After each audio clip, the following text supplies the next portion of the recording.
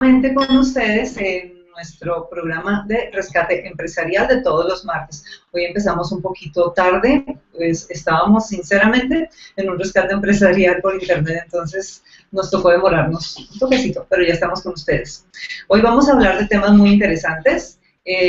Presento a mis compañeros de cada semana, Manuel Sanabria, Pedro Quiroga, y ustedes mismos nos van a contar de qué vamos a hablar el día de hoy. Hoy vamos a empezar por Pedro Quiroga, nuestro abogado de cabecera, que nos va a hablar de un tema muy interesante que pues nos sirve mucho, yo creo que en este momento y en este año absolutamente a todos porque a todos nos atañe ese tema. Bueno, hola Manuel, ¿cómo están? Bueno, hemos decidido hoy hacer tal vez un paréntesis dentro de la línea que veníamos hablando. Veníamos hablando hasta el programa pasado de las prestaciones sociales que se generaban de una relación laboral. Hoy vamos a salirnos un poco de ahí y vamos a tratar un tema que se está volviendo de actualidad nacional por los cambios en la regulación para las empleadas de servicio doméstico. Es un tema bastante interesante, es un tema que no es complejo y pues es un tema que vamos a discutir y a desarrollar el día de hoy. ¿Ven lo que les decía? Nos atañe a todos. Manuel, hoy vamos a hablar de... Hoy vamos a hablar de los pecados que cometen los empresarios y algunos colegas en el momento de hacer deducciones de gastos en las declaraciones de renta de las personas jurídicas, ocasionando posteriormente algún tipo de sanciones o inspecciones por parte de la autoridad tributaria. Y la parte bonita del día de hoy, que no son, no son números, no son leyes, vamos a hablar de la página web. Vamos a contarles que su página web es su empresa en internet y te copiaste de Miénteme Pecados, porque vamos a contarles también de los pecados que no se deben cometer cuando hacemos una página web. Entonces, empezamos. ¿Qué te parece tú que tienes que ir y seguir con tu rescate empresarial si empezamos primero contigo? Bueno, vale. Bueno, vamos a empezar abordando el tema de las empleadas de servicio doméstico, de los empleados de servicio doméstico y la modalidad laboral que ellos tienen. Recientemente, con el decreto 2616 de 2013, el Ministerio de Trabajo quiso transformar la forma de vinculación de las trabajadoras de servicio doméstico para los temas de, digamos que, formalización laboral y aportes a seguridad social, sobre todo. Bueno, lo primero que hace el Ministerio con este decreto es definir que todas aquellas personas que prestan un servicio doméstico, entiéndase servicio doméstico como las personas que trabajan en las labores de la casa, lavando ropa, cuidando niños, limpiando, etcétera, son las personas que tienen un marco laboral especial en el país. No se puede tratar a las empleadas de servicio doméstico bajo los parámetros de este decreto, no se pueden tratar como unos empleados laborales comunes y corrientes, sino que ellos van a tener una especialidad. Yo creo que a todos nos ocurre que de pronto contratamos una persona para el servicio doméstico por días y la contratamos para nuestra casa.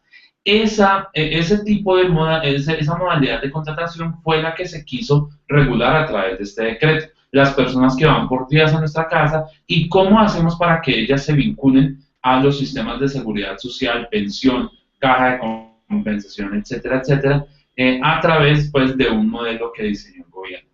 Lo primero que debemos saber es que por regla general las empleadas de servicio doméstico deben tener previamente una afiliación a la Seguridad Social de Salud, sea bien por cuenta independiente, digamos que afiliación directa, sea como beneficiaria de alguna de pronto de su esposo, de sus hijos, etcétera, en el sistema se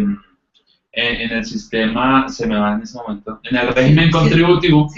Y la otra característica es que deban estar también en el régimen subsidiado. Entonces tenemos tres: que sean cotizantes independientes en el régimen contributivo, que estén en el régimen subsidiado o que estén en el régimen contributivo a través de dependencia de algún familiar. ¿El régimen subsidiado es el SISBEN? Régimen subsidiado es el SISBEN, correcto. El régimen subsidiado es la atención pública gratuita en salud que brinda el Estado a las personas que no poseen los recursos para pagar la cotización mensual del régimen contributivo. La otra característica que tenemos es que esta vinculación debe ser por días. No debe ser por 30 días, porque si no estaríamos hablando de un contrato laboral y eso tiene otras implicaciones. Pues para las empleadas de servicio doméstico, digamos que para hacer un análisis a grosso modo, solo tienen de diferente a los empleados por contrato laboral que a ellas no se les paga prima, por una cuestión legal que la prima es la repartición de utilidades de una empresa y pues la casa no es una empresa y no hay utilidades. Pero el resto pues digamos que tiene más o menos que todas las connotaciones. En este sistema por días, pues lo importante es que ellas efectivamente trabajen por días independientemente de que tengan varios empleadores, que eso ya lo vamos a ver, es una parte muy importante de la norma. Y tenemos también que tener en cuenta que se va a aplicar a las personas que devenguen menos o hasta un salario mínimo legal mensual. ¿Cómo se van a hacer estas cotizaciones y cuál es, digamos que, el espíritu de esta norma? La idea es que si usted tiene contratado a una persona por días, el ministerio ha diseñado unas tablas que dependiendo del tiempo que usted la tenga vinculada durante un mes, va a ser, se va a calcular el monto de la cotización que usted deberá pagar. Ha dicho el ministerio que si la persona que trabaja con usted en el servicio doméstico trabaja en el mes entre 1 y 7 días, la cotización la deberá hacer usted como empleador directamente al fondo de pensiones, a la aseguradora de riesgos laborales, a la caja de compensación, deberá hacerlo por 1/4 del salario mínimo. Vamos, yo les quiero poner este ejemplo, o de esta manera como para entenderlo de una forma más fácil. El ministerio lo que hizo fue coger el salario mínimo y dividirlo en 4, o sea, una parte por cada semana. Y entonces dividió los periodos de cotización también en los días, pues digamos que en semanas, de 1 a 7 días, de 8 a 14, de 15 a 21 y de 21 en adelante. Si la persona que trabaja con usted trabaja de 1 a 7 días, entonces usted tiene que hacer la cotización a esos 3 sistemas, exceptuando el de salud, porque el de salud, digamos, el año pasado también salió una norma que, digamos que le quitaba la responsabilidad a los empleadores de pagar los aportes a salud. Por eso es que al principio les decía que es importante que la persona esté vinculada a alguno de los sistemas de salud, bien sea régimen contributivo o régimen subsidiado, tiene que tener salud, porque pues debe asegurar eso para que la cotización se haga sobre las otras 3 cosas. Entonces, si usted tiene una persona, por ejemplo, 4 días, vamos a tomar esos 4 días, usted la contrata un día al mes, los sábados, por decir algo, un día a la semana, perdón, los sábados. Entonces son 4 días al mes. ¿Cómo va a hacer usted la cotización? Usted va a generar una planilla de una pila, lo que se llama la pila, la tipo 51. Esa planilla usted la va a liquidar sobre 156.000 pesos, que es el valor de una semana de cotización. Sobre ese valor usted va a pagar el 12% correspondiente al sistema de pensiones, más o menos un 1%, dependiendo del riesgo que le atribuya la aseguradora de riesgos laborales, un 1% aproximadamente por el tema de la ARL y 4% a la caja de compensación familiar. Eso quiere decir que si una persona trabaja con usted menos de 7 días, en este ejemplo 4, usted va a tener que hacer una cotización en el mes de aproximadamente 27.000 pesos.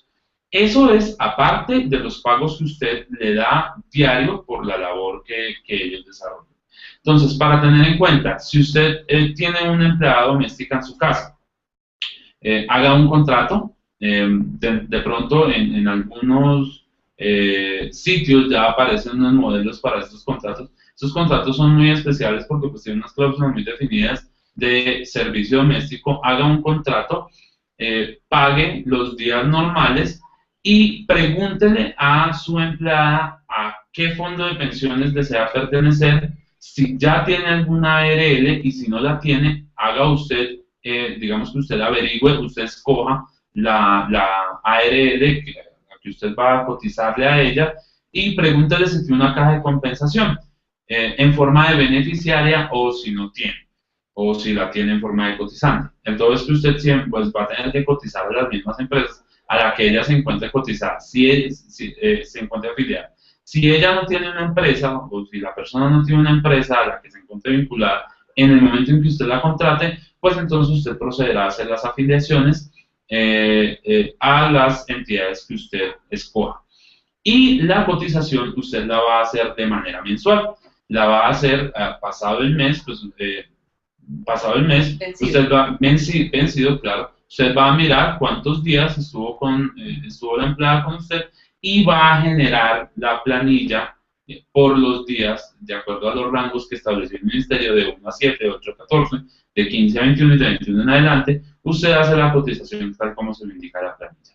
Esto constituye una formalización de la actividad del servicio doméstico y constituye una ayuda y constituye un aliciente para las personas que desempeñan esas labores.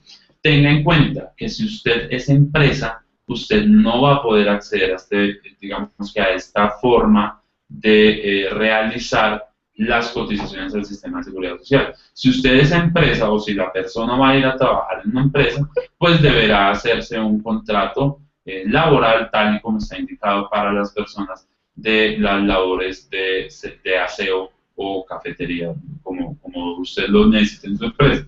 Entonces tenga en cuenta que esto es para servicio doméstico, esto es como usted como empresario, yo me imagino que usted, igual que Dora, igual que Manuel, todo el día están en su oficina y nadie está en su casa, entonces necesitan una persona que les ayude allá, y es para esos efectos, para que de pronto ustedes en su casa no vayan a tener inconvenientes con las personas del servicio doméstico. Es muy importante que atiendan esta nueva normatividad que ha establecido el Ministerio de Trabajo. Recuerden, el decreto 2616 de 2013 trae toda esta regulación y, por supuesto, si tienen más preguntas al respecto, pues nos pueden dejar un mensajito pues, aquí en el Hangout o a través del correo electrónico contacto@quirogabogados.co.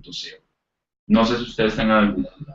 Perfectísimo, un tema de bastante actualidad que nos sirve a todos para poder estar al día en esa normatividad. ¿Dónde se hace la planilla? ¿Dónde está la planilla? Esa planilla se hace como tú haces tu planilla independiente, con los operadores que son los encargados de recaudar los aportes al sistema nacional de seguridad. Bueno, eso hay operadores como Mi Planilla, hay operadores como Azopagos, hay operadores como Soy, hay varios operadores. Por cualquiera de los operadores la planilla es la tipo 51. Esa es la que le va a servir para los trabajadores domésticos que laboran por días. ¿Listo? Última pregunta. Dime. Y vamos a pensar que le hacemos la planilla a la señora Maruja que está este mes, pero el mes siguiente se fue. Bueno, tú pagas la planilla del mes que estuvo contigo, por eso es que el mes vencido. No tengo que retirarla, no tengo que hacer nada. Bueno, esto. tú tienes que dejar bien claro, pues tú tienes que tener un contrato y con base en ese contrato es que tú vas a ir a hacer las afiliaciones, ¿sí? Y vas a hacer los pagos. Si el contrato termina, pues obviamente tú deberás reportar la novedad tanto al fondo de pensiones como a la aseguradora de riesgos laborales y a la caja de compensación de que esa persona ya no trabaja más contigo. Puede ocurrir, y esto es para que de pronto ustedes instruyan también a las personas a quienes ustedes van a contratar para este tipo de servicios. La persona puede tener varios patronos, por así llamarlo, empleadores. Eso no tiene nada que ver. Si la persona tiene 5, 6, 7 patronos, cada uno de los patronos debe hacer las cotizaciones según los días que haya trabajado para usted. Entonces, usted como patrón, usted se tiene que preocupar es por los días, por cotizar los días que la persona trabajó para usted. Y ella y los otros patronos o los otros empleadores y ella misma se encargarán de gestionar las otras cotizaciones por medio de los otros patrones. Tienen que tener en cuenta que las personas no puede haber multiafiliación. Si la persona está afiliada a un fondo de pensiones, a un fondo de riesgo, a una aseguradora de riesgos laborales o a una caja de compensación, pues debe mantener las mismas y no se puede hacer una afiliación diferente a eso. Esa es una de las bondades de la opción o de la planilla número 51. Exacto, que se puede hacer la liquidación por días. Bueno, en este caso es por semana realmente. ¿Lo mínimo es una semana? Lo mínimo es una semana. Si una persona trabaja contigo un día, pues le debes liquidar una semana. Si una persona trabaja contigo 20 días, le debes liquidar 3 semanas, pero si trabaja 21, le debes liquidar 4. Entonces, pues, exacto, le tienes que liquidar el mes y la cotización va a ser más o menos como de 100 y... Como en los casos de las empresas, al empleado se le descuenta un porcentaje, ¿aquí no?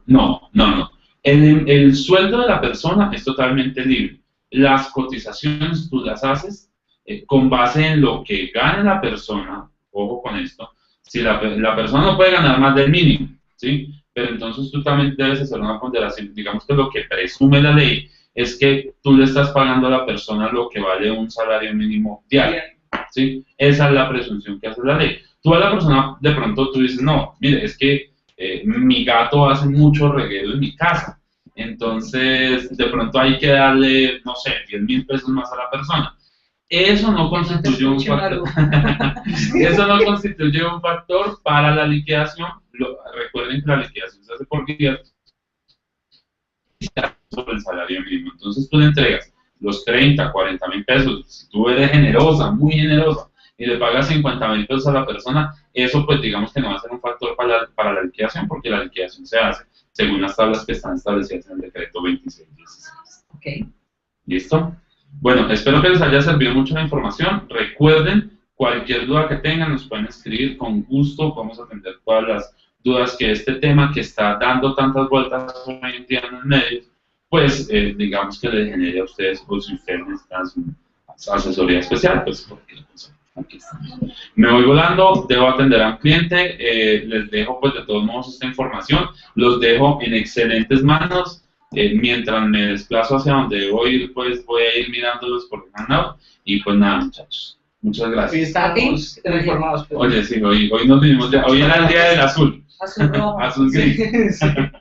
Bueno, muchachos, chao. Listo, Chao, Pedro, que te vaya bien. Muchísimas gracias. Como algunos mejor que ya Pedro. Ah, sí, entonces. Bueno, ¿qué seguimos? ¿Con su tema o con el mío? Los temas de hoy, entonces si quieres, sigues o como quieres. Ok, entonces vamos a hablar, sí, vamos a dejar a Manuel con la parte aburrida de los números y todo eso. Pero que a la gente le encante y le sirve porque son mentiras, Manuel. Esos temas son absolutamente importantes y vamos a hablar, les decía al comienzo, de que su página web es su empresa en Internet.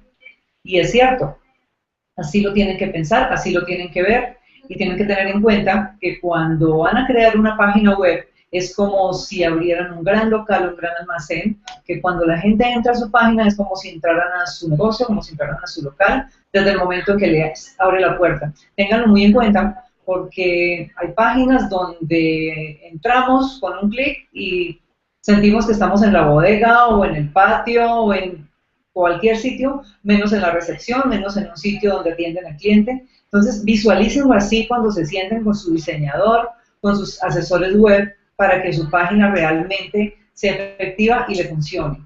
Quiero tocar unos pecados que nos buscan, no nos visita nadie, muchísimas empresas de, bueno, yo robo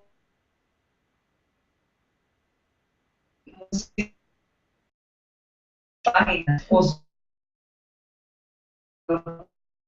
en sus páginas está escuchando su música favorita, tiene sus audífonos y empieza a buscar cuando se encuentra con su página y con un ruido ensordecedor que se le enredó con lo que está escuchando, entonces lo último es estar en su página. Lo que a veces uno no sabe ni dónde está sonando. Es que eso es genial, cuando abres muchas pestañas, ¿dónde le está sonando para cerrarla? O sea, para que el cliente abandone su empresa. Entonces, por Dios, tengan en cuenta, le pongan audio a su página. Otra cosa que hacen mucho es que colocan misión, visión, y en el home. Muy loable, y pues sí, uno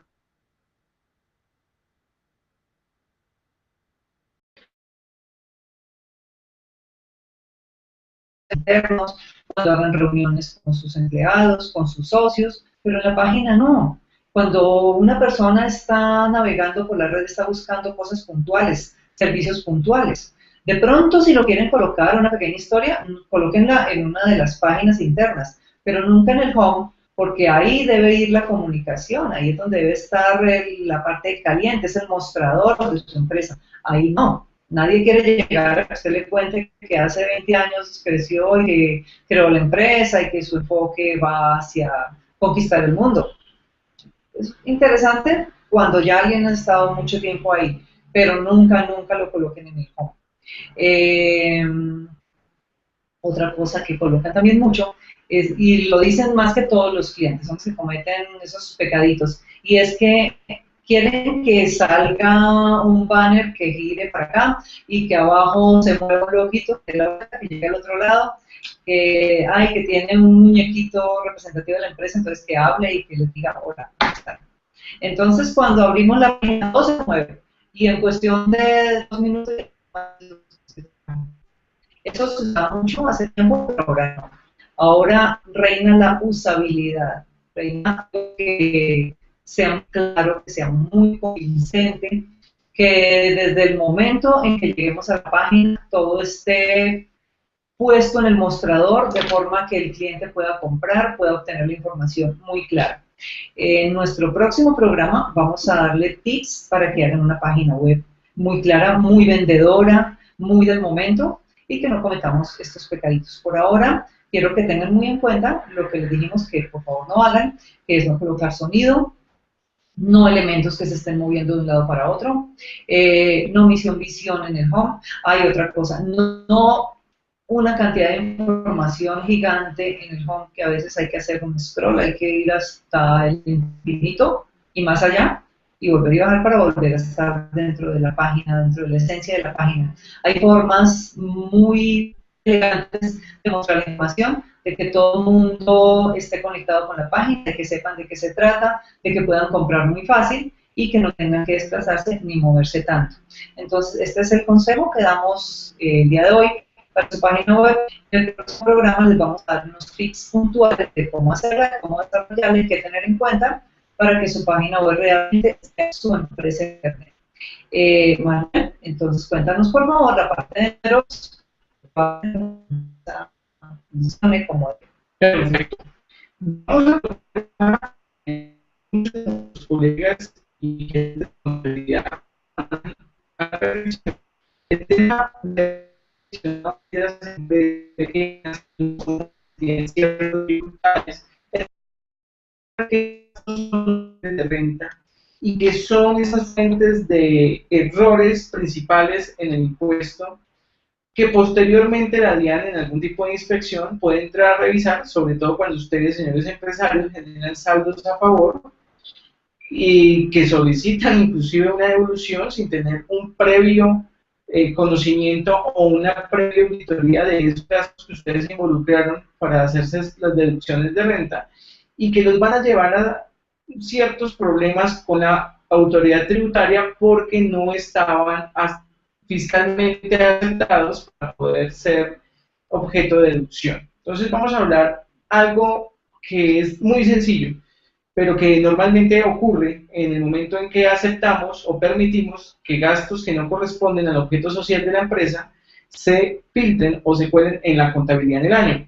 Quiere decir que estamos hablando de lo que menciona el artículo 107 del Estatuto Tributario. Claramente dice que los gastos que vamos a deducirnos tienen que tener un nivel de causalidad y proporcionalidad. En uno de nuestros programas anteriores hablábamos específicamente de esto, la proporcionalidad de los gastos. Hay empresas donde hemos hecho algunos rescates empresariales donde hemos encontrado que los gastos de representación, los gastos diversos, de elementos de papelería son absolutamente altos e incoherentes con el ingreso. Esas son medidas o medios por los cuales algunas empresas tratan de bajar sus impuestos de IVA, bajar sus impuestos en el año y posteriormente cuando se enfrentan a la declaración de renta en la conciliación fiscal se dan cuenta que están perdiendo dinero por doble vía, por involucrar un gasto que finalmente le está afectando su utilidad y también están perdiendo porque no es un gasto objeto de deducción. Entonces, mucho cuidado con este tipo de prácticas que son de solución momentánea, es decir, te soluciona, tiene un periodo muy corto el tema de bajar un impuesto, pero a que al final del año vas a ver las consecuencias graves que tiene involucrar estos gastos que no tienen ninguna proporcionalidad con el ingreso. Otro de los gastos que normalmente involucramos son esos gastos que no son facturados realmente por las normas establecidas en el Estatuto Tributario y que contienen básicamente las características de una factura legal. Entonces vamos a hacer algunas compras en sitios donde nos ofrecen nuestros productos o servicios mucho más baratos, pero resulta que la persona ni es del régimen simplificado, ni es del régimen común, es decir, aquellos que están en una especie de limbo y que simplemente nos dan una orden de pedido o una revisión para que nosotros aceptemos el servicio o el bien. Esos gastos no son deducibles de renta y lo mejor que ustedes pueden hacer como contadores o gerentes es clasificar en su contabilidad de inmediato esos gastos como no deducibles. Así ustedes en su conciliación fiscal no van a tener ningún tipo de inconveniente y va a ser mucho más fácil hacer este proceso. Tenemos que tener en cuenta que el 4 por mil no es un gasto que se deduce en un 100%, tengan cuidado con eso. El gasto del 4 por mil o el gravamen al movimiento financiero es descontable hasta en un 25%, de ahí para adelante no se puede descontar. ¿Y ese otro porcentaje para dónde va? Queda como gasto, finalmente, no se puede descontar de tu renta. Buena la pregunta, hay que aclarar, cuando nosotros estemos sacando el impuesto de renta tenemos que hacer un proceso que involucra la contabilidad e involucra también la parte fiscal. Entonces tenemos que tener la conciliación fiscal que nos va a mostrar algunos gastos que contablemente sí podemos incluir y la conciliación fiscal en la parte donde vamos a involucrar esos gastos que no están autorizados a ser descontados por el Estatuto. Tengan cuidado, las multas, sanciones por extemporaneidad, intereses que se han causado tanto la autoridad nacional, o sea la DIAN, o autoridades municipales y distritales no son deducibles de renta. Es muy curioso ver cuando un empresario lo sanciona y toman los valores de la sanción y se la descuentan de su renta. Eso es absolutamente prohibido y está reglamentado por el artículo 11 del Estatuto Tributario, que también nos habla de los intereses moratorios pagados en cada uno de los impuestos. Esos intereses tampoco son deducibles de renta. Tengan mucho cuidado con eso. Los gastos de personal, donde se presenta la mayor coyuntura, es cuando yo tengo a diciembre 31 unos gastos de personal que no han sido pagados o no les ha sido cancelado la planilla de seguridad social o la seguridad social. Ustedes los pueden tener causados, pero si efectivamente el pago no se ha realizado, esa planilla no se la pueden descontar del impuesto de renta. Hay que tener en cuenta que también las sanciones por consignar extemporáneamente las cesantías tampoco son deducibles de renta. Y algunas pérdidas fiscales que ya son un poco más especializadas, de acuerdo a las transacciones que se hacen entre compañías y entre vinculadas, hay que tener en cuenta que hay que entrar en la profundidad para determinar qué porcentaje de estas pérdidas fiscales son o no descontables de la renta. Recuerden que las pérdidas fiscales se pueden compensar, no se deducen, se compensan, que después en otro programa hablaremos ya a profundidad de lo que tratan las compensaciones en materia de impuestos. Claro. Okay. Hay un gasto que siempre me ha generado curiosidad y son los gastos de representación, sí, donde dicen, no, es que así se haya gastado una cantidad de que no se puede involucrar todo el valor en las deducciones, hasta qué tanto sí se puede y hasta qué tanto no, y cuáles sí y cuáles no. En realidad no hay una fórmula matemática que a uno le permita determinar qué porcentaje de ese gasto diverso se puede o no descontar. Pero nos volvemos al principio de causalidad y proporcionalidad. Quiere decir que si tú tuviste unos ingresos promedio en el año, vamos a hablar de una cifra cualquiera, de 100 millones de pesos, y tú tienes unos gastos de representación de 30 millones, hay una inconcordancia bastante alta, porque los gastos de representación están direccionados hacia esos gastos donde tú estás invitando a un gerente, donde estás haciendo un negocio, estás ofreciendo una cena, estás ofreciendo algo de productos de merchandising, inclusive algunos lo clasifican así cuando no es recurrente. Entonces no es tan lógico que 30 millones en gastos de representación se hayan generado para poder obtener 100 millones de O ingresos. sea, no hay un valor o un porcentaje específico, es más No. como de interpretación de... Más de lógica entre lo que tú tienes como ingreso y lo que tienes como gasto. Además, les doy un tip, espero que los señores de la DIAN me entiendan.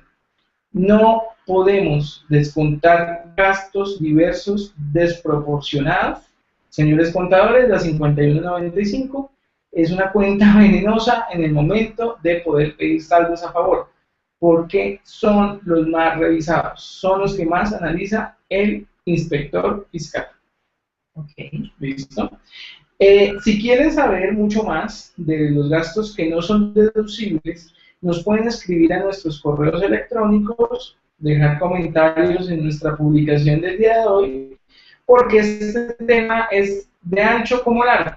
Entonces tenemos que profundizar en el tipo de empresas también, en sus objetos sociales, para poder dar un asesoramiento más completo. Los invito a que busquen en el estatuto tributario esos gastos que no son deducibles de renta, porque ya viene la presentación y pues es muy bueno tener el respaldo normativo suficiente para tomar buenas decisiones.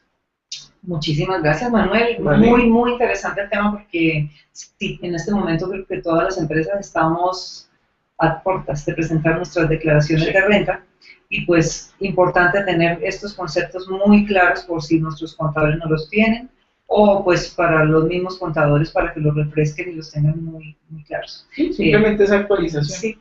Sí. Uh-huh. Pues nada, esto fue todo por hoy. Muchísimas gracias por compartir con nosotros 30 minutos. Nosotros hemos dicho que 21 minutos y cada vez nos vamos alargando más. Pero ustedes lo piden.